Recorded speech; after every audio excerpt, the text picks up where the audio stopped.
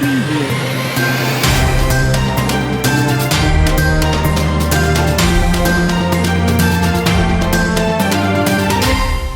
et messieurs, bonsoir et bienvenue dans le journal sur la Time for Africa. Au sommaire, construire, réhabiliter les marchés publics, c'est ce que veut le président de la République, son Excellence Macky Sall. En Conseil des ministres hier, il a demandé à ses ministres concernés de lui proposer une date de réunion pour rétablir un programme. Barthélémy Diaz a clôturé son forum. Le maire de Dakar conclut que le plan Orsec est un véritable échec de l'État du Sénégal. Les étudiants de la faculté des sciences juridiques et politiques sont montés au créneau ce matin. Ils dénoncent entre autres les omissions faites sur leurs notes. La page internationale et celle sportive mettront fin à cette édition. Tout de suite, les explications. Comme annoncé dans les titres, le chef de l'État Macky Sall s'est prononcé hier sur l'accélération de la mise en œuvre du programme de modernisation des marchés. Ainsi, il a demandé aux ministres concernés de tenir une réunion avec l'ensemble des acteurs en vue de lui proposer une date avant le 15 avril 2022. Ce programme va permettre de construire, de consolider, mais également de réhabiliter les marchés publics sur la période de 2022 et 2023. Barthélémy Diaz a clôturé son contre-forum hier. L'édile de Dakar a vu que le plan Orsec est un véritable échec pour l'État du Sénégal. Je propose de l'écouter. Budget Ouréoumi. Je le dis haut et fort, le plan Orsec n'est pas une solution pour les problèmes de l'assainissement. Plus de 5 000 milliards investis pour ce plan. Là, je dis que c'est un échec pour l'État. Il m'entend. Il ne fait que gruger l'argent du contribuable dans ce projet. Élection législative du 31 juillet 2022, une trentaine de partis, coalitions et des entités indépendantes ont déjà retiré leur copie de fiches de parrainage depuis le 11 mars à l'occasion de la séance d'information sur la collecte de parrainage organisée par la Direction générale des élections. Les responsables de grands partis et membres de coalitions sont cités parmi ceux qui ont déjà retiré leurs fiches.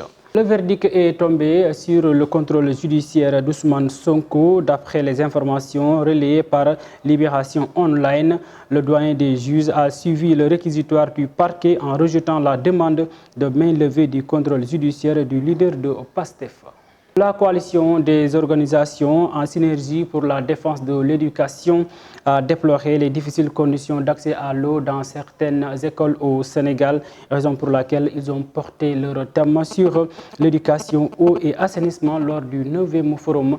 Je propose d'écouter Ouma Cheikh Mbow, directeur général de COSIDEP, au micro de Ousmane Niang. Et il y a aussi la question de l'eau de boisson, mais de l'eau de boisson qui soit potable et saine. Et vous avez aujourd'hui que 40% des écoles qui y aient de l'eau potable. Donc il y a aujourd'hui une urgence à adresser cette question. C'est pourquoi nous pensons qu'il faut veiller à ce que toutes nos écoles puissent être en tout cas assainies, mais puissent disposer aussi d'eau.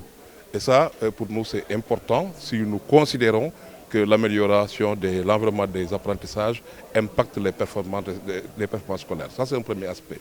Le deuxième aspect, c'est qu'il y a des écoles qui disposent d'eau, mais qui ont aussi des difficultés en termes de la gestion de cette eau. Vous savez, ce qui repose sur la responsabilité des collectivités territoriales. Récemment, vous avez entendu des écoles qui ont eu des difficultés, qui étaient en perturbation, en grève, simplement parce que justement les factures d'eau n'étaient pas payées. Nous pensons évidemment que les collectivités territoriales, sous cet angle-là, devraient pouvoir faire face à leurs responsabilités et veiller à ce qu'une facture ne puisse être en tout cas impayée et que ce soit cause donc, de rupture d'eau. Il y a aussi d'autres écoles qui n'en disposent pas du tout. Et il y a aussi la question des inondations en milieu scolaire. Quand on parle d'eau, on parle aussi de l'environnement par rapport aux inondations. Nous avons établi une cartographie des inondations en milieu scolaire qui permet évidemment d'identifier les écoles qui peuvent avoir impacté par les eaux de pluie.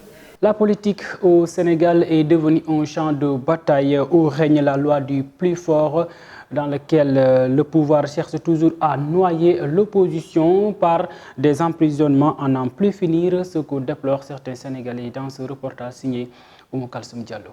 La politique est devenue de nos jours très mal vue dès l'instant que la tendance tend vers le fait de mettre en place une stratégie allant jusqu'à faire emprisonner un adversaire. Dans cette mouvance, Amadou Kouyaté stipule que l'argent n'en vaut pas la peine. Ils se connaissent d'ailleurs, donc rien ne vaut. Ce que je peux dire sur cette situation politique actuellement, qu'on vit ici au Sénégal, ce qui se passe au Sénégal entre les politiciens, ce que je peux dire que ça veut dire que le bonheur, l'argent, une belle voiture, une belle maison, passeport, diplôme, etc.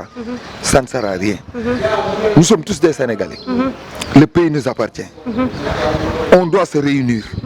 Entre eux, c'est des amis, ils se connaissent. Faire un pourparler, dire que voilà, nous sommes tous des Sénégalais. Sherba, lui également, ne trahit pas cette ligne en insistant sur le fait que ceux qui sont en haut doivent avoir pitié de ceux qui sont en bas. Ceux qui sont en haut doivent avoir pitié de ceux qui sont en bas. Pas la peine de ternir l'image de son adversaire.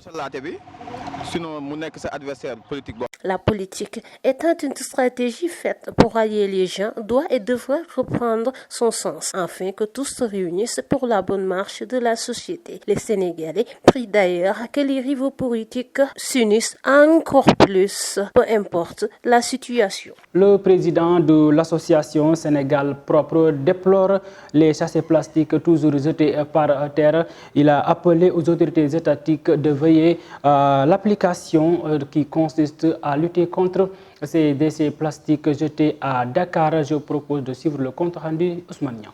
Un Sénégal propre semble être difficile. La preuve qu'à présent au Sénégal, certains citoyens n'ont pas l'habitude de jeter les ordures dans les poubelles, mais ils préfèrent le jeter par terre. Une situation que le président de l'association Sénégal propre fustige à l'occasion du 9e Forum mondial. Si on parle de Forum mondial de l'eau, donc nous avons de l'eau à gogo.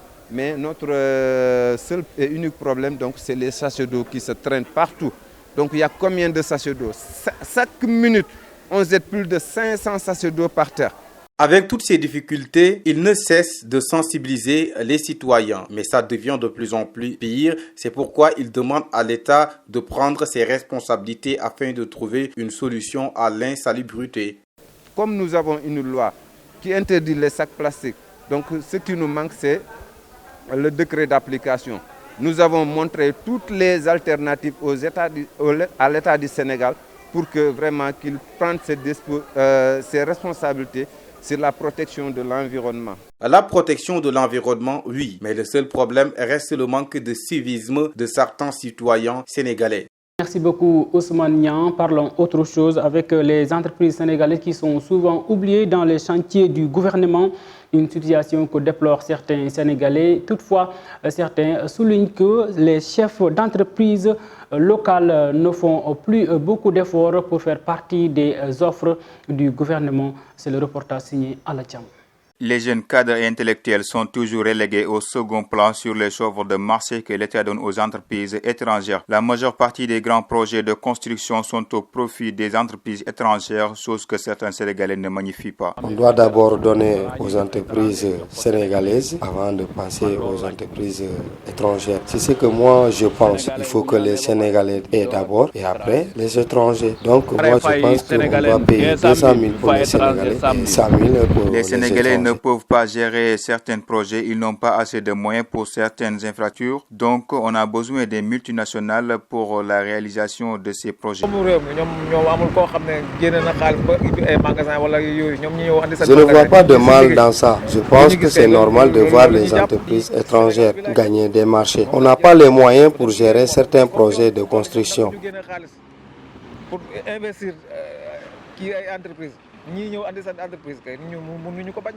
Dans un pays de patriotes, on n'exclut pas des investisseurs, mais le Sénégal aux Sénégalais d'abord doit être un slogan pour la réalisation. Parce que ici au Sénégal, on a vu qu'on a plein de jeunes qui sont diplômés, donc il y a d'autres qui sont là également, même s'ils ne sont pas diplômés, mais quand même dans les différentes entreprises. Voir notre situation, les Sénégalais, parce que je pense que c'est la priorité. Donc il faut prioriser d'abord les Sénégalais, ensuite les étrangers. En ce qui concerne les appels d'offres, les Sénégalais doivent être la priorité. À 40 ans, aujourd'hui, elles ont intégré la police nationale, un moment choisi par la Time for Africa de jeter un coup d'œil sur l'importance de la femme au sein de la police nationale. Suivons le reportage signé Barthélémy Collé.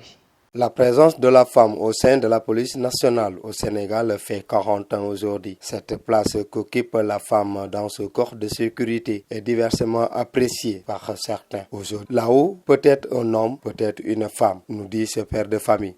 Partout où il y a les hommes, il doit y avoir aussi des femmes aussi.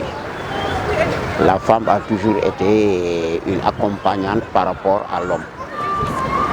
Donc si vraiment l'État a pu intégrer les femmes au niveau des corps de sécurité, moi je pense que c'est une très bonne chose. C'est une très bonne chose. Donc c'est une chose que nous saluons nous tous. Selon lui, aujourd'hui, les femmes ne doivent pas avoir peur d'intégrer les corps de sécurité et de défense nationale. Il faut leur donner la force d'y aller. Nous encourageons quand même que les femmes aussi aillent aussi faire les concours, qu'elles n'aient pas peur donc d'aller intégrer les services de sécurité et la police par exemple, l'armée, la gendarmerie, les eaux et forêts. Vraiment, nous avons besoin des femmes. La sociabilité de la femme est très importante dans toutes choses. Elle peut aider à stabiliser les ardeurs, nous dit ce monsieur. C'est très important parce que la femme, elle peut jouer le rôle de te faire parler. C'est une sociabilité quoi. Il faut être sociable quand même pour ne pas laisser la femme dehors quoi. La présence de la femme dans la police nationale n'est pas un inconvénient pour la société sénégalaise, selon certains. Pour eux, il faut les encourager à faire des concours de certains corps de sécurité et de défense. Il faut aussi savoir que là où peut être un homme, peut être une femme. Les étudiants de la faculté des sciences juridiques et politiques de l'université Cheikh Anta Diop de Dakar sont montés au créneau ce matin. Ils dénoncent entre autres des problèmes liés aux omissions des notes notées dans les corrections, mais également le manque de considération de la part des autorités administratives. Suivons la réaction de El Hadji Seydina Oumar Niang au micro de Souleymane Sokhna. Au motif de ce point de presse, c'est tout simplement parce que nous sommes des étudiants régulièrement inscrits. Nos pairs étudiants nous font confiance, donc nous sommes là pour porter leur combat. Il y a un constat qui est fait au niveau de cette faculté. Au sortir des résultats du session normale, beaucoup de cas d'omission notes ont été notés. Les étudiants ont suivi la procédure normale, ils ont fait des réclamations de notes, ils ont fait des demandes de réclamation de notes qu'ils ont adressées à l'autorité et aux professeurs. Malheureusement, rien n'a été fait. Il n'y a eu aucun suivi par rapport à ce cas d'omission de notes des étudiants. Et je sais que les étudiants qui ont eu ce cas sont très importants en nombre. Ce qui fait que la conséquence est que ces étudiants-là sont directement allés en session de rattrapage. Pourtant, tout le monde sait qu'à l'université, réussir est difficile. Les examens sont très difficiles. Et en session normale, le taux de réussite est infime, très faible. Aujourd'hui, nous sommes allés aux sessions de rattrapage. Les résultats tardent à sortir. Et pourtant, l'autorité a sorti un communiqué il y a une semaine pour dire que l'année académique nouvelle va débuter le lundi passé, c'est-à-dire le lundi 21. Ce qui pour nous est un paradoxe. Les étudiants ne savent pas s'ils sont déjà en licence 3, ceux qui étaient en licence 2, ceux qui étaient en licence 1 ne savent pas s'ils sont en licence 2. Et donc, comment ils veulent que ces étudiants-là puissent s'inscrire et continuer les cours? Je pense que c'est un paradoxe. Aujourd'hui, nous sommes là pour demander à l'administration de sortir au plus vite les résultats de la session de rattrapage. Une fois que ces résultats soient sortis, que le droit des étudiants puisse être respecté. Place maintenant à l'actualité internationale en Centrafrique. L'opposition se déchire sur la participation au dialogue national en République démocratique du Congo. Une campagne de chirurgie cardiaque gratuite est mise en place pour les enfants présentant des malformations cardiaques. Guerre Ukraine, plus de 4,3 millions d'enfants ont été déplacés. Suivons les détails avec Aminata Kor. Actualité internationale que nous démarrons en Centrafrique, l'opposition désire la participation au dialogue. Ce jeudi débute le 4e jour des travaux du dialogue républicain promis depuis de longues dates par le président Touadéra est censé mettre un terme à la crise, mais qui n'inclut pas les groupes armés après avoir annoncé qu'elle ne participera pas au dialogue quelques heures à peine avant la cérémonie d'ouverture. L'opposition semble toujours viser sur la question. En RDC, une centaine d'enfants présentant des malformations cardiaques, 25 vont subir une intervention chirurgicale. Cette campagne est organisée par la Fondation canadienne Centre médical Jama pour une durée de 5 ans et pour un coût global de 7,5 millions de dollars. Elle va aussi permettre un transfert de compétences aux médecins. Un mois après le conflit en Ukraine, 1,3 million d'enfants ont été déplacés, soit plus de la moitié des enfants ukrainiens qui ont dû quitter leur foyer pour fuir l'insécurité et les combats. Selon le décompte de l'UNICEF, le Fonds des Nations Unies pour l'enfant, ils sont les principales victimes d'une guerre commencée il y a tout juste un mois. Actuellement, un enfant ukrainien sur 2 a été obligé de quitter son foyer pour tenter de se mettre à l'abri. Un mois de guerre en Ukraine a entraîné le déplacement de 4,3 millions d'enfants, plus de la moitié de la population. Merci Aminata Kor. Sport à présent avec le match tant attendu de demain entre l'Égypte et le Sénégal. Les Lions sont arrivés au Caire. Parlons également de ce derby Guédiawaye FC AS Pikine qui s'est soldé par un match nul et vierge. Suivons les détails.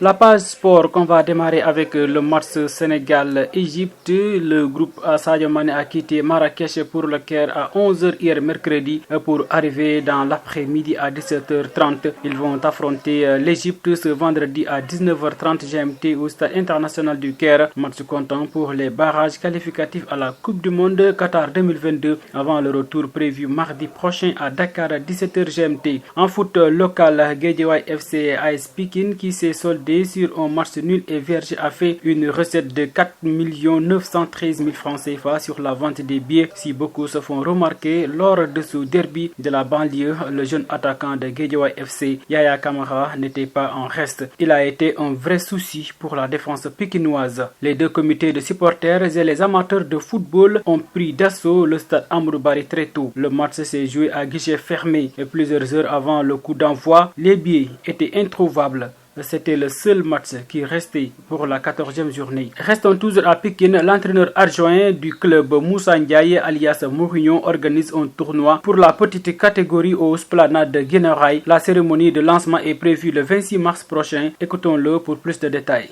Le premier objectif de ce tournoi, faire jouer les enfants. Et malheureusement, le football sénégalais en petite catégorie, souvent les entraîneurs misent au résultat, mais pas au faire jouer les enfants. Donc, en catégorie I13 et I15, il ne faut pas obliger de gagner. Il faut obliger de faire jouer pour gagner du plaisir. Au fur et à mesure, la victoire va venir, Inch'Allah. Le théâtre, c'est le samedi 26 mars au Esplanade de Guinawa Sud, à partir de 15h jusqu'à 19h. Il y aura aussi la présence du directeur départemental.